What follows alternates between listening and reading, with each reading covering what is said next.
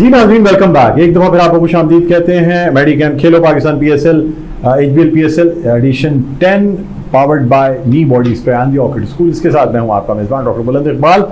और नाज़रीन, यहाँ हमारे साथ मौजूद है मेरी साथी मेज़बान नसीम हमीद भी हमारे साथ हैं। और ब्रेक पे जाने से पहले जो है वो हमारी गुफ्तगू हो रही थी, क्योंकि पेशावर ज़ल्मी और कोयटा ग्लैडिएटर्स के दरमियान जो है बड़ा ज़बरदस्त मैच जारी है। और जब हम ब्रेक से वापस आते हैं एक आध विकेट गिर जाती है। अब पिछले ब्रेक में तो 3 विकेटें गिर गई थी, अब फिर 1 विकेट गिर गई। 8 खिलाड़ी आउट हो गए। 117 रन के मजमूई स्कोर पे 12.5 ओवर्स का जो खेल है वो अब तक हो चुका है। और हमारे तजियाकारों का अब ये कहना है कि जी बहुत मुश्किल है अब पेशावर ज़ल्मी को जो है ना, बस अब इस मैच के हवाले से तो फातिहा पढ़ लेनी चाहिए।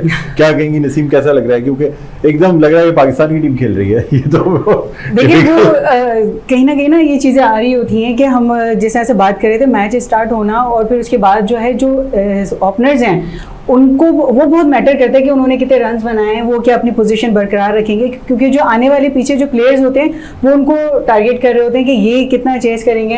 तो मेरे ख्याल से वो कामयाब नहीं हुए आज इसमें। मुझे तो नहीं लगता कि ये टारगेट तक पहुंच सकते हैं। अब तो है ही नहीं कोई चीज़।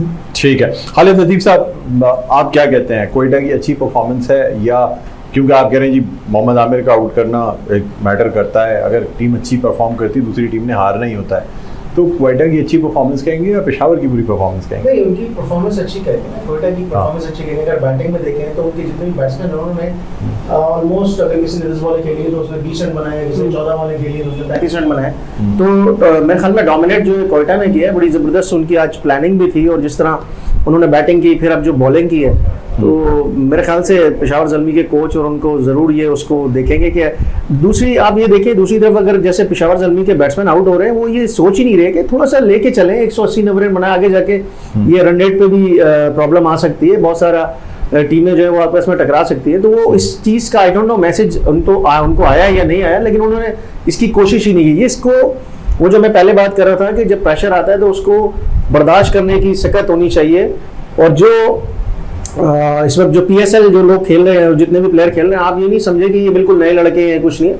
इस सब जो PSL में वो प्लेयर खेलने के लिए आता है जो डोमेस्टिक में अच्छा खेल रहा होता है, जो एक मैच्योर प्लेयर होता है, या फिर अंडर 19 से आता है। तो अंडर 19 का प्लेयर वो होता है जो पाकिस्तान अंडर 19 खेल के आता है, और वो पाकिस्तान अंडर 19 का जो प्लेयर होता है वो टॉप प्लेयर होता है। तो यहाँ पर जो ये बात है कि जी वो भी यंग प्लेयर आ रहे हैं, यंग तो ठीक है, नए प्लेयर आ रहे हैं, ये बात सही नहीं है, क्योंकि ये खेलते हुए आ रहे हैं। हाँ, एज अगर आप कहते हैं कि एज डिफरेंस है तो वो जरूर हो सकता है, बाकी सब इक्वल होते हैं। जो परफॉर्मेंस अच्छी करता है वो ज़्यादा बेहतर खेलता है। आज कोयटा की टीम ने बेस्ट परफॉर्मेंस की है बॉलिंग में और बैटिंग में। पेशावर ज़ल्मी आज नॉकआउट हो गई है, कम रही है। ठीक है, अच्छा मुझे नवी ज़मीर आप बताइएगा कि कोयटा ग्लैडिएटर्स जो है ना वो 3-4 PSL से बड़ा मायूस करते चले आ रहे हैं। और नदीम उमर साहब की टीम, जबकि एक ज़माने में कहा जाता था कि शायद ये बेस्ट टीम है, पहले PSL से हम देख रहे थे, फिर उन्होंने कप भी उठाया, 5 दफ़ा फाइनल में आ रहे, फिर कप उठाया, लेकिन फिर ऐसी परफॉर्मेंस गई, सरफराज के साथ साथ टीम ही बैठ गई थी। अब क्या समझ रहे हैं? असल में देखिए कोयटा की टीम जितना खेल रही थी उसमें हम देख रहे थे कि नदीम उमर की वजह से, स्पेशली सरफराज की वजह से एक प्रेशर टीम पे बिल्ड हुआ था। हाँ, जो बहुत सारे लोग समझते थे कि शायद सरफराज जिस तरह पाकिस्तान क्रिकेट टीम से आउट हो चुके हैं, अब उनको शायद कोयटा की तरफ से भी उनको एज ए कैप्टन नहीं खिलाना चाहिए, लोगों की थिंकिंग थी। तो और मेरे ख्याल से शायद उनकी मैनेजमेंट की भी कोशिश थी कि टीम तो जीते, और वो सरफराज की सलाहियतों से फ़ायदा उठाना चाहते थे। लेकिन देखिए क्रिकेट के अंदर जो ना जो आपका टाइम गुजर जाता है ना, वो गुजर जाता है। आने वाले टाइम पर आपको तैयारी करनी होती है नए दिन की। तो मेरे हिसाब से थोड़ा सा प्रेशर था। देखें इस वक्त उन्होंने चेंज लाया बिल्कुल, जैसे सरफराज को उन्होंने वो टीम में भी नहीं है और मैनेजमेंट में बैठे हुए हैं, और उनकी सलाहियतें डेफिनेटली वो वहाँ पे फ़ायदा उठा रहे होंगे। तो मैं समझता हूँ इसका चेंज नज़र आना चाहिए था, और वो नज़र आया आज के मैच के अंदर। जिस तरह कोयटा ने परफॉर्म किया है, तो डेफिनेटली एक प्रोफेशनल टीम से यही तवक्को होती है कि जब कोई चीज़ नए फैसले आते हैं तो उसके प्लानिंग भी बिल्कुल नई तरीके से होती है। तो डेफिनेटली मैं समझता हूँ कि इसका रिजल्ट हम लोग को नज़र आ भी रहा है, और कोयटा की टीम इस दफ़ा लग रहा है जैसे उन्होंने स्टार्ट लिया है। देखिए किसी भी टीम के लिए बड़ा इंपॉर्टेंट होता है कि पहले मैच में अगर उनको अच्छी जीत मिल जाती है तो फिर आगे वाले टूर्नामेंट आगे वाले मैचेस में उनके प्रेशर कम हो जाता है। तो शायद कोयटा अपना प्रेशर कम करने में कामयाब हो गई है। बिल्कुल, जिस तरह से हम देख रहे हैं कि एक और खिलाड़ी आउट हो गए, 9 खिलाड़ी आउट हो चुके हैं पेशावर ज़ल्मी के। खालिद साहब मुझे बताइएगा कि हम बात कर रहे थे ना कि टीम बनाना और टीम को लेकर चलना और उसकी परफॉर्मेंस पे बात करना, तो आपको लग रहा है कि तमाम टीम्स जो हैं वो इस चीज़ पे ध्यान दे रही हैं कि हमने जो भी टीम्स उतारनी है उसकी परफॉर्मेंस बेस्ट है, हमने ट्रेनिंग बहुत अच्छी की है, न्यूट्रिशन बहुत अच्छे हैं हमारे पास, मतलब लग रहा है आपको ग्राउंड में कि ऐसी टीम्स उतारी हैं जो बिल्कुल तैयारी के साथ हैं। डेफिनेटली देखिए, पेशावर की टीम को देखे तो मुझे नहीं लग रहा नहीं आज आप ये वो ऐसा भी नहीं है, अब एक मैच में होता है। मैं ये जैसे आपने सवाल किया, इसमें ये होता है कि ये PSL की टीम है, ये फ्रेंचाइज सिस्टम है, इसमें फ्रेंचाइजों ने प्लेयरों को पिक किया है, उनको पैसे देती है, तो ये टोटली प्रोफेशनल सारी चीज़ें हो रही हैं। इसमें न्यूट्रिशन भी मौजूद हैं, ट्रेनर भी मौजूद हैं, कोचेस भी मौजूद हैं, और जो प्लेयर खेल रहे हैं उनको सिर्फ कोचिंग क्या चीज़ है, ये कोचिंग जो है ना ये छोटे बच्चों को की जाती है। कोचिंग ये एक अब सिस्टम बन गया है कि जी कोच होना जरूरी, कोच इसलिए होना जरूरी होता है कि वो प्लान करता है, बिल्कुल मैच का प्लान होता है, टीम का प्लान होता है, उसको वो करता है। तो हम लोग उसको ये सोचते हैं कि जी कोच की, आप अगर आप देखें दुनिया में जहाँ कहीं भी जाएंगे वहाँ पे कोच के ऊपर इसलिए सारा मलबा गिरता है कि प्लानिंग सारी कोच की होती है, खेलना प्लेयरों ने होता है। तो यहाँ पर यह है कि जो कोचेज हैं और वो भी प्रोफेशनल कोचेज हैं, उनको पैसे दे रही है फ्रेंचाइज।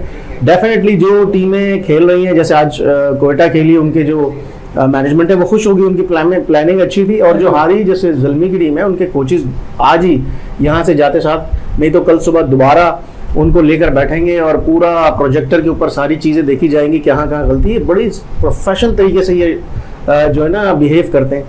तो मैं समझता हूँ कि सारी चीज़ें मौजूद हैं।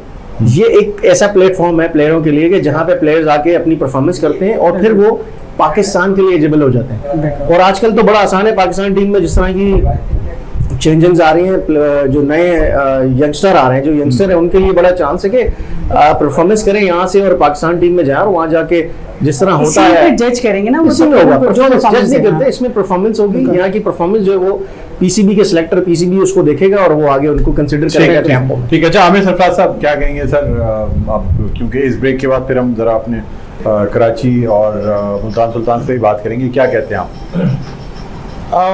ओवरऑल आज के रिजल्ट के बाद आपको लगता है कि डेफिनेटली जो एक टीम के अंदर बैलेंस नज़र आया है वो कोयटा ग्लैडिएटर्स का बहुत अच्छा एक उनकी बैटिंग परफॉर्मेंस और सारी चीज़ें देख के, बल्कि शायद मुझे ये कहना चाहिए कि आज के मैच के रिजल्ट पे नहीं, ओवरऑल अगर टीमों पे आप नज़र रखें तो मुझे कराची और कोयटा दोनों की टीमें बहुत बैलेंस नज़र आ रही हैं।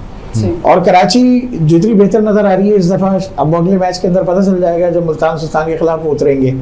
एक बात चल रही थी बाबर आजम के हवाले से। बाबर आजम नो डाउट पाकिस्तान की तारीख के जो गिने चुने बैट्समैन हमारे यहाँ गुजरे हैं, जो बेहतरीन, वो उनमें से एक हैं।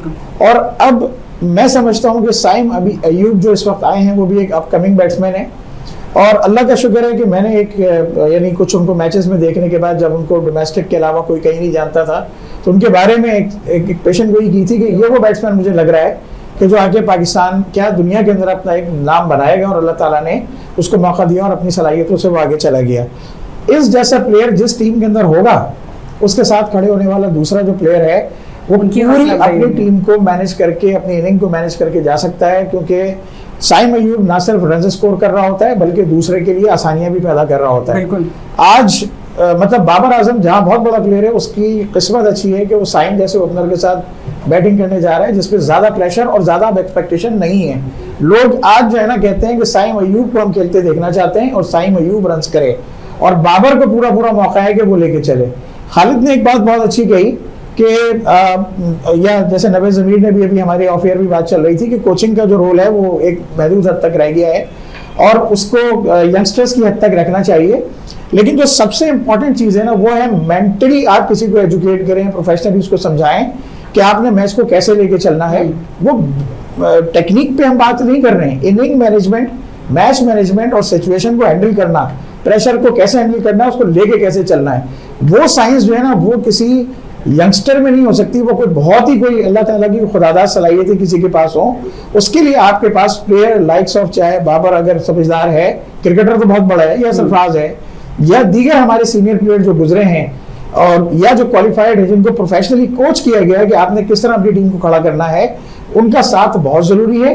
रॉ टैलेंट को जब वो पॉलिश करके और उनको ग्रूम करके चलेंगे तो जो उनकी इनिंग में तशनगी रह जाती है, जैसे भी एक बात और हुई थी क्या साइन को 50 पे आउट नहीं होना चाहिए था।